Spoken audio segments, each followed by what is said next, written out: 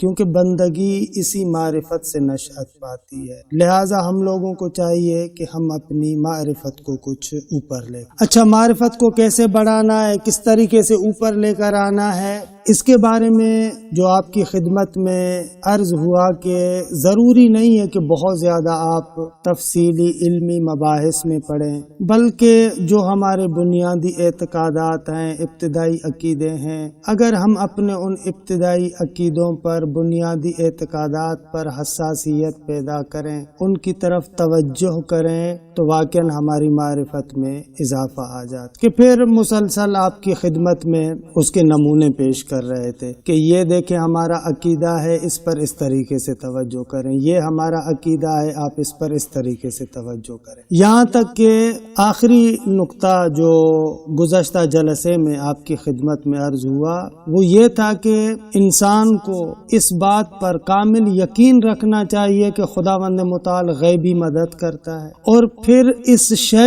کو ہم لوگ محسوس کریں۔ اچھا، یہ جو غیبی مدد ہوتی ہے، غیبی امداد ہوتی ہے، اس کے اسباب کیا ہیں؟ بہت سارے اسباب ہیں کہ ہم نے صرف ایک سبب کی طرف اشارہ کیا تھا کہ دعا، ایک سبب دعا ہے۔ اس دعا کے ذریعے سے انسان اپنے وجود کے اندر یہ صلاحیت بڑھا سکتا ہے کہ خداوند متعال کی غیبی مدد میری طرف بہت زیادہ ہے۔ اچھا، ایک اور سبب جو یہاں پر ہے، میں صرف نام لے کر جاتا ہوں کیونکہ آج آخری دن ہے، دو تین باتیں اور بھی کرنا چاہتا ہوں آپ کی خدمت میں۔ ایک اور سبب کہ جس سبب کے ذریعے سے آپ اپنی ظرفیت کو بڑھا سکتے ہیں، اپنے اندر یہ صلاحیت پیدا کر سکتے ہیں کہ خداوند متعال آپ کی خصوصی مدد کرے، غیبی مدد آپ کے شامل حال ہو، وہ یہ ہے کہ آپ دوسرے مومنین کی مدد کریں۔ روایت میں ہے کہ امام علیہ الصلوۃ والسلام فرماتے ہیں کہ اگر کوئی بندہ کسی مومن کی حاجت کے لیے باہر نکلتا ہے، اس کی حاجت کو پورا کرنے کے لیے، اس کی ضرورت کو پورا کرنے کے لیے قیام کرتا ہے، اٹھتا ہے، اس کی مدد کرتا ہے، تو خداوند متعال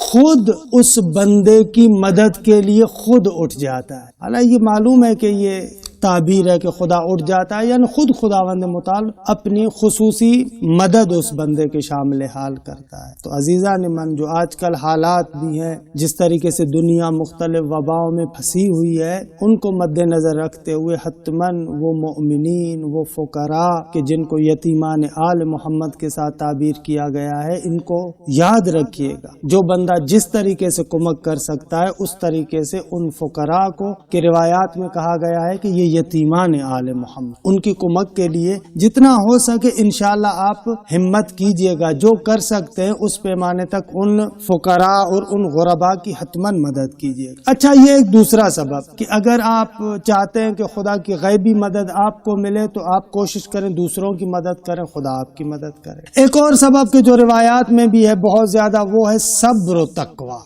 اگر انسان صبر و تقوی اختیار کرے تو خداوند متعال کی غیبی مدد آتی۔ اسی طریقے سے ایک اور سبب کہ جو روایات میں بھی بیان ہوا ہے وہ ہے استقامت۔ اگر آپ استقامت اختیار کریں، اگر آپ جس عقیدے پر ہیں، عقیدے حقہ پر آپ موجود ہیں، اپنے اس عقیدے پر استقامت پیدا کریں، خداوند متعال آپ کی غیبی مدد کرے۔ اور ان تمام چیزوں کے علاوہ جو اہم ترین سبب ہے وہ یہ ہے کہ خدا کی غیبی مدد پر باور رکھے، یعنی یہ یقین ہونا چاہیے انسان کو کہ واقعاً خداوند متعال کی غیبی مدد شامل حال ہوتی ہے۔ یہ یقین رکھیں آپ، اس یقین کے ساتھ خدا کی بارگاہ میں جا، خداوند متعال کبھی بھی آپ لوگوں کو نہ امید۔ یہ یقین بہت ہی اہم ہے۔ اسی کے ذیل میں جو آج آخری دن بھی ہے اور معرفت دینی کے عنوان سے، کہ افسوس ہوگا کہ اگر میں یہ دو تین جملات نہ کہوں اپنے ولی دوراں کے لیے، جو حجت خدا ہے، جو آپ کا اور ہمارا ولی نعمت ہے، جو آپ کا اور ہمارا امام ہے، جس کی ہم لوگ خصوصیت سے رعیت ہیں۔ عزیزان من، میں نے جیسے عرض کیا تھا کہ جو بھی ہم لوگ عقیدہ رکھتے ہیں اس عقیدے کو آپ محسوس کریں۔ اسی طریقے سے جو ولی دوراں ہے، حجت صاحب العصر والزمان ہے، اس کے وجود کو محسوس کریں آپ یہ یقین رکھیں، کیونکہ ہمارا جو عقیدہ ہے دوسرے تمام ادیان اور دوسرے تمام مذاہب سے فرق کرتا ہے۔ بہت سارے ادیان کے اندر یہ عقیدہ ہے کہ امام کوئی ایک نجات دہندہ آئے گا، اس دنیا کے اندر عدل و انصاف کو قائم کرے گا. بہت سارے ادیان کے اندر ہے، بہت سارے مذاہب کے اندر ہے کہ ایک مسیح آئے گا، نجات دینے والا آئے گا. عزیزان من، ان لوگوں کے عقیدے میں اور آپ کے اور ہمارے عقیدے میں فرق ہے. وہ لوگ کہتے ہیں کہ آئے گا، آپ کا اور ہمارا عقیدہ یہ ہے کہ وہ موجود ہے. دوسرے مکاتب میں یہ ہے کہ وہ مہدی موعود ہے، اس کا وعدہ دیا گیا ہے کہ وہ آئے گا. لیکن آپ کا اور ہمارا عقیدہ یہ ہے کہ وہ مہدی موعود موجود ہے، یعنی آج بھی موجود ہے، واقعاً حقیقتاً موجود ہے. اس شے کو باور کریں، یقین کریں کہ اس وقت ہے. امام زمانہ عجل اللہ تعالی فرجہ شریف اس وقت بھی موجود ہے، اسی سرزمین پر موجود ہے. اور یہ جو آپ روایات میں بھی دیکھتے ہیں، امام علیہ الصلوۃ والسلام کی غیبت کا مقصد بھی کبھی بھی یہ نہیں ہے کہ امام علیہ الصلوۃ والسلام تمام دنیا سے کٹ کر کسی ایک کونے میں جا کر بیٹھ گئے. نہ عزیز من، غیبت کا کبھی بھی یہ معنی نہیں. روایات میں ہے کہ امام موجود ہوگا، غائب ہوگا، یعنی کیا؟ یعنی ان کے درمیان موجود ہوگا لیکن وہ لوگ خود نہیں پہچان پائے. یعنی شخصیت کے عنوان سے، شخصیت حقوقی کے عنوان سے امام علیہ الصلوۃ والسلام کو لوگ نہیں پہچانے، وگرنہ امام علیہ الصلوۃ والسلام آپ کے ہمارے درمیان موجود. اصلاً روایات میں کہ جن گلیوں میں آپ گھومتے انہی گلیوں میں امام گھومتے. روایات میں ہے کہ امام علیہ الصلوۃ والسلام انہی گلیوں میں گھومتے ہیں.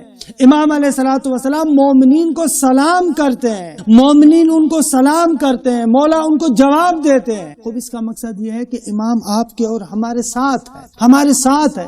امام علیہ الصلوۃ والسلام کے اس حضور کو محسوس کریں اور یقین رکھیں اس پر کہ آپ بے سہارا نہیں ہے، آپ کو یوں ہی نہیں چھوڑا گیا.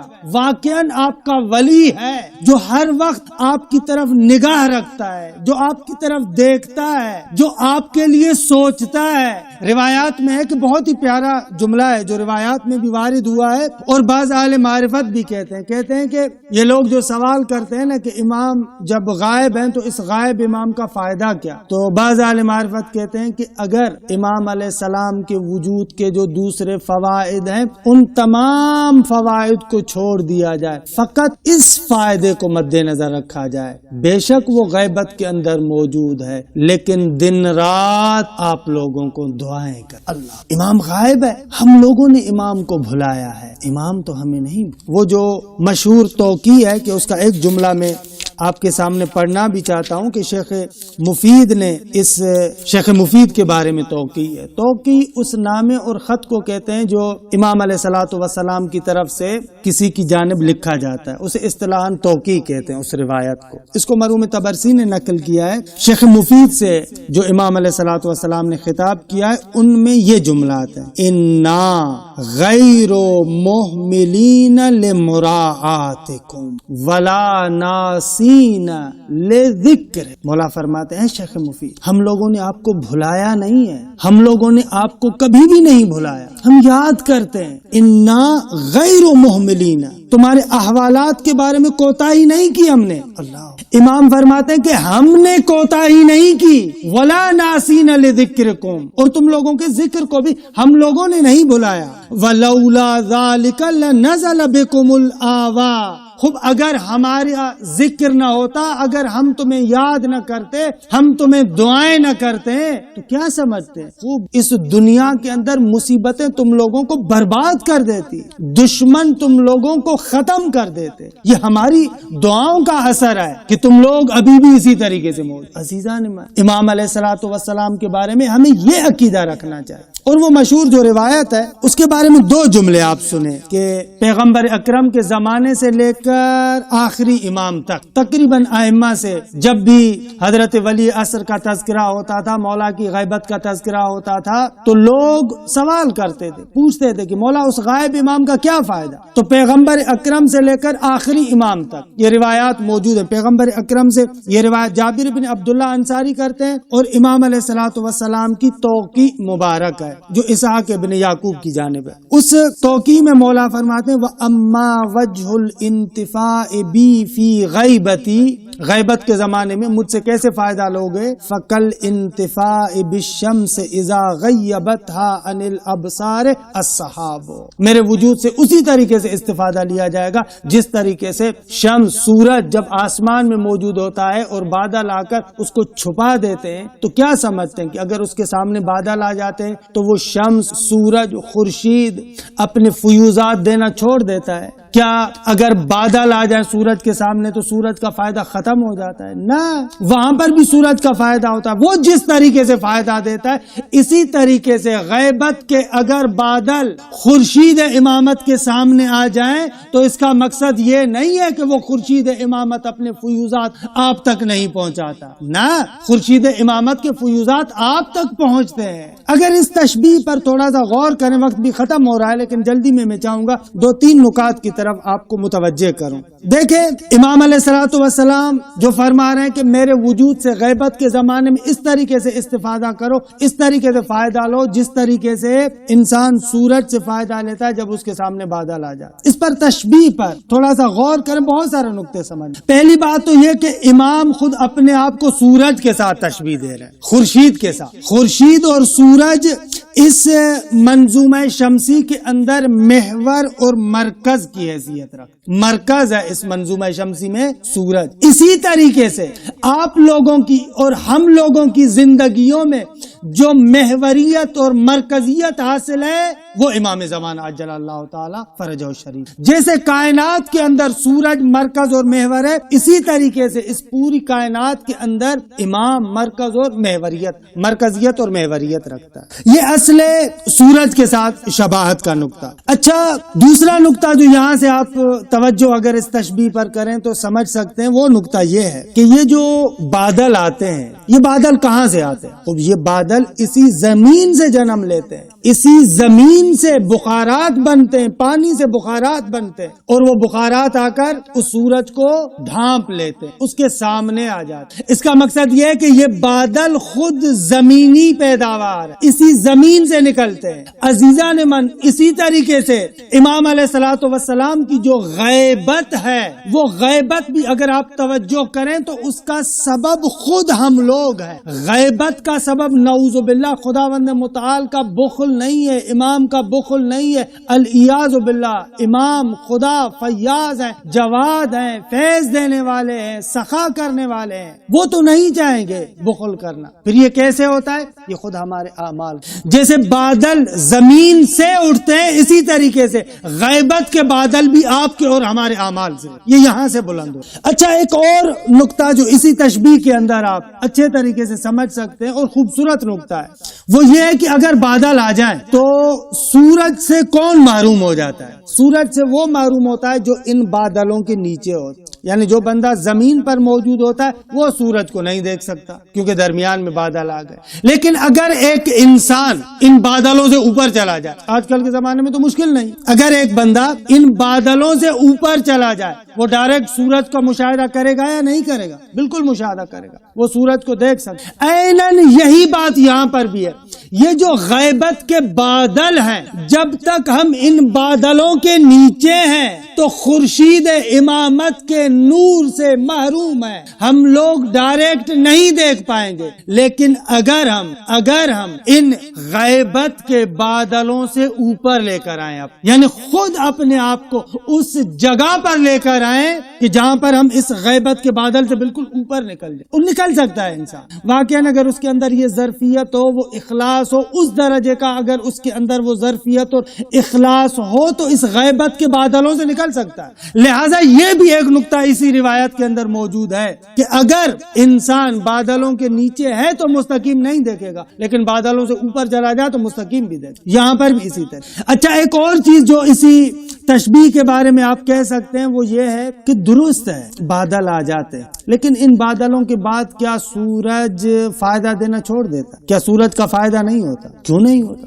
مستقیم طریقے سے وہ جو روشنی پڑ رہی تھی وہ روشنی تھوڑی سی دھندلی ہو جاتی ہے، لیکن روشنی تو پھر بھی ہوتی ہے۔ آپ دیکھیں دن میں بادل ہو جو سورج کے سامنے آ جائیں اور آپ رات کو تصور کریں، آیا ان دونوں کو آپ ایک سمجھتے ہیں؟ بالکل ایسے نہیں۔ رات میں جب سورج نہیں ہوتا ہوتا، بالکل تاریکی ہوتی ہے، اندھیرا ہوتا ہے، لیکن جب سورج کے سامنے بادل آتے ہیں تو رات نہیں ہوتی، تاریکی نہیں ہوتی، اندھیرا نہیں ہوتا۔ درست ہے کہ روشنی کچھ کم ہوتی ہے لیکن بالآخر عالم اسی سے روشن۔ تو عیناً اسی طریقے سے امام علیہ الصلوۃ والسلام اگر غیبت کے زمانے میں پردہ غیب میں ہے تو اس کا مقصد یہ نہیں ہے کہ اس کا فیض نہیں پہنچ رہا، اس کا فیض پہنچ رہا ہے، مختلف طریقوں سے فیض پہنچ رہا ہے۔ اصلاً اس کا وجود اس زمین و آسمان کی بقا کا ضامن ہے، یہ آپ کا اور ہمارا عقیدہ ہے۔ بہرحال وقت ختم ہو رہا ہے، بلکہ ختم ہو گیا۔ آخر میں اپنے تمام عرائض کو اگر جم کر کے ایک جملے میں آپ کے سامنے پیش کرنا چاہوں تو عزیزان ایمان، ان تمام دنوں میں جس چیز پر میں زور دینا چاہ رہا تھا وہ یہ چیز تھی کہ جو ہمارے اعتقادات ہے، جو ہماری معرفت ہے، اس کو محسوس کریں، اس کی طرف توجہ کریں، اس کو محسوس کریں، اپنے پورے وجود کے ساتھ لمس کریں۔ اگر آپ نے اپنے پورے وجود کے ساتھ اس کو محسوس کیا، حتماً یہ معرفت آپ کی زندگی کے اندر رنگ لے کر آئے، آپ کی زندگی کو تبدیل کر دے گی۔ بہت سارے اضطرابات، بہت ساری پریشانیاں جو آپ اپنی زندگی میں محسوس کرتے ہیں، اگر ہم نے اپنی اس معرفت کے درجے کو بڑھایا تو وہ اضطرابات ختم ہو جائیں گے، پریشانیاں ختم ہو جائیں گی۔ کہ خداوند متعال آپ کو اور ہمیں اس ولی دوران کے محابے صحیح طریقے سے معرفت حاصل کرنے کی توفیق عنایت فرمائے۔